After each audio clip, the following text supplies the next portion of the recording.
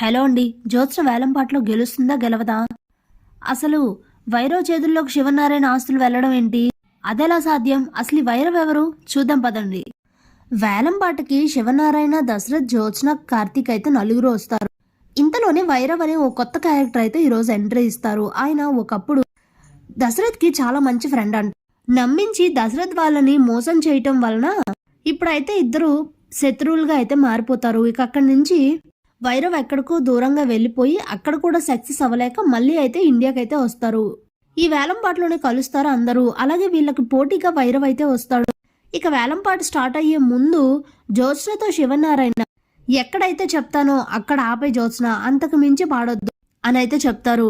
అప్పుడే జ్యోత్స్న తన మనసులో ఏంటిది, బావా డాడీని తాతని ఇద్దరిని కంట్రోల్లో పెట్టుకున్నాడా, నేనేమైనా చిన్న పిల్లనా, ఇలా ఇలా అయితే వైరవ్ అంకుల్ చేతిలో నేను ఓడిపోయినట్టు, అలా జరగకూడదంటే వీళ్ళు ఇక్కడ ఉండకూడదు అని చెప్పి ఆఫీస్కి ఫోన్ చేసి ఒకటైతే చెప్తుంది. వెంటనే దశరథ్కి ఫోన్ వస్తుంది.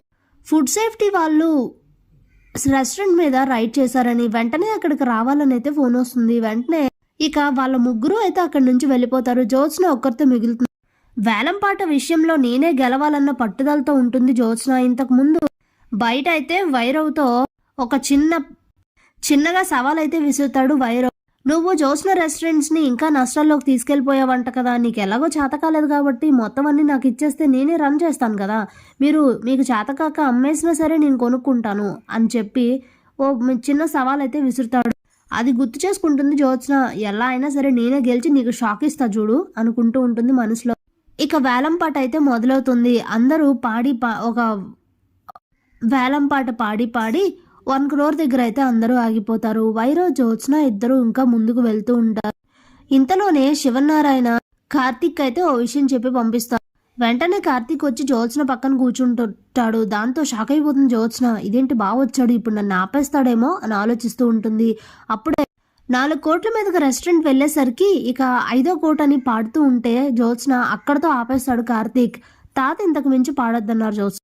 ఆయన మాట వినకుండా కానీ నువ్వు పాట పాడితే నీకు మర్యాదగా ఉండదని కూడా చెప్పారు అని అయితే తనకి చెప్పి ఇక ఓవరాల్గా పాట అయితే పాడనివ్వడు.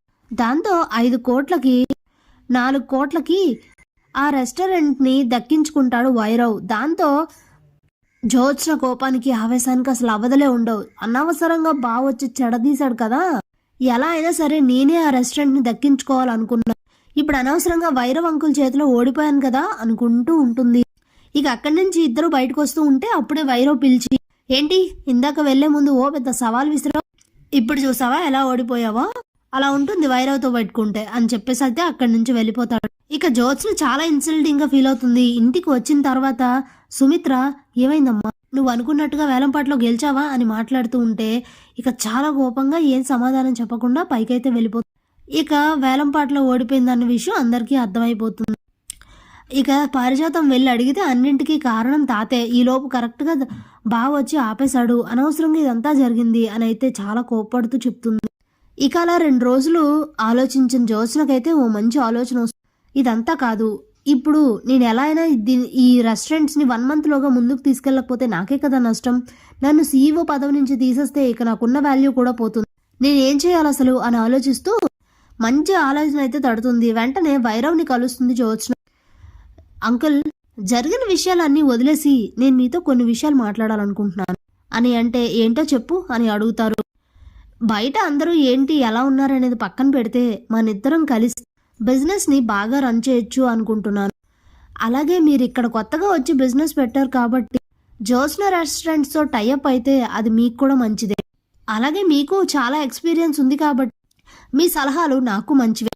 ఎలా అయినా నాకు ఒక 1 month టైం ఇచ్చారు మా తాతయ్య, ఈలోగా నేను ఈ రెస్టారెంట్స్ని నష్టాల్లో నుంచి లాభాల్లోకి తీసుకొచ్చి వాళ్ళ ముందు కనుక శబాష్ అనిపించుకోకపోతే నాకు ఉన్న ఇది పోతుంది. ఎలా, అప్పుడు నేను CEOగా రిజైన్ చేయాల్సి ఉంటుంది. ఓపెన్గా ఉన్నది మీకు చెప్పాను కాబట్టి మీరే ఏదైనా సలహా ఇవ్వండి అని అంటే, నువ్వేం కంగారు పడకు, ఎవరికి ఏం చెప్పకుండా నేను చెప్పినట్లు చెయ్యి, కొన్నాళ్ళు నీ రెస్టారెంట్స్ నాకు లీజ్కి ఇవ్వు, నాకున్న ఎక్స్పీరియన్స్తో నేను నీ రెస్టారెంట్స్ని ముందుకు తీసుకొస్తాను, అప్పుడు నీకు ఏ ప్రాబ్లము ఉండదు, అప్పుడు నీకు ఇన్ టైంకి నేను కరెక్ట్గా ఆన్ టైంలో నీకైతే రెస్టారెంట్స్ని అప్పగిస్తాను, అప్పుడు నీకు అన్ని లాభాల్లో ఉంటాయి కాబట్టి ప్రాబ్లం ఉండదు అని అయితే చెప్తాడు. సరే అని చెప్తే వెంటనే డాక్యుమెంట్స్ తెప్పించి సంతకాలు పెట్టిస్తాడు వైరావ్. ఓకే అంకుల్, ఈ రోజు నుంచి నేనే సీఈఓగా వర్క్ చేస్తున్నా, మీ సలహాల మీదే అన్నీ జరుగుతాయి, మీరు చెప్పినట్లే చేస్తానని చెప్తుంది.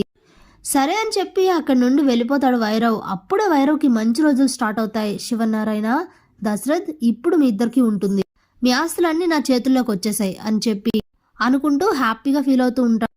ఇంతలోనే జ్యోత్స్నకి ఇచ్చిన 30 daysలో 29 days అయితే అయిపోతాయి.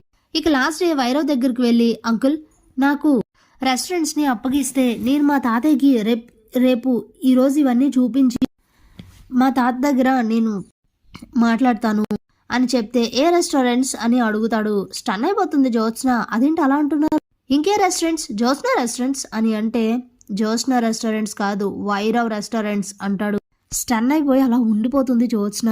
ఏం మాట్లాడుతున్నారు అని అడిగితే, ఉన్నదే కదా చెప్పింది, ఆ రోజు నువ్వేం సంతకాలు పెట్టావో తెలుసా, జ్యోత్స్న రెస్టారెంట్స్ ని వైరావ్ రెస్టారెంట్స్ వాళ్ళకి ఇచ్చేస్తున్నట్లు ఆ ఆస్తి మొత్తం నా పేరు మీదకి రాసేసావు అనేసరికి తేరుకోలేని షాక్లో పడిపోయి అలా ఉండిపోతుంది.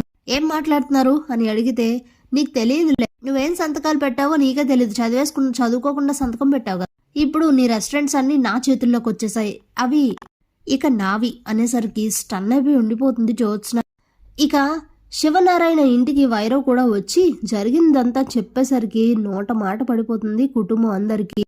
ఇక దాని వలన కుటుంబం అంతా అయితే రోడ్డున పడుతుంది. Thanks for watching.